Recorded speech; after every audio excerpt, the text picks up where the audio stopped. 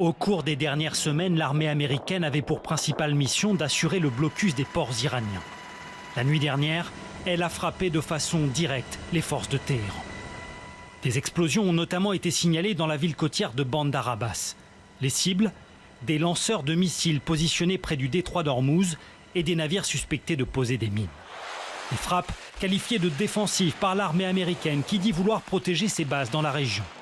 Alors, reprise des hostilités ou façon de peser sur les négociations. Après un week-end de tractations diplomatiques, les États-Unis croient toujours à un accord, mais pas à n'importe quel prix. Pour qu'il y ait la paix, il va falloir surmonter les divergences. Alors ce sera soit un bon accord, soit pas d'accord du tout. Des frappes aussitôt condamnées par l'Iran qui affirme avoir abattu un drone américain.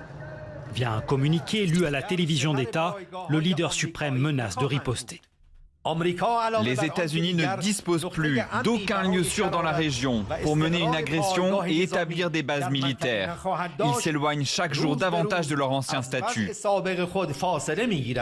Dans la journée, cette agence de sécurité maritime a signalé l'attaque d'un pétrolier au large d'Oman.